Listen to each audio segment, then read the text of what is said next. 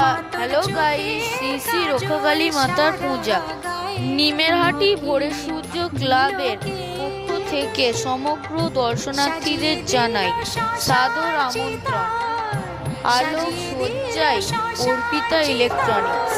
তোমরা দেখতেই পাচ্ছ গাইস, এখানেতে কি সুন্দর করে প্যান্ডেলটি সাজানো হয়েছে। এখানে দেখো, এখানেতে মায়ের পুজো হবে। দেখো কি সুন্দর করে লাইটিং করা হয়েছে, কত ফুল দিয়ে সাজানো হয়েছে।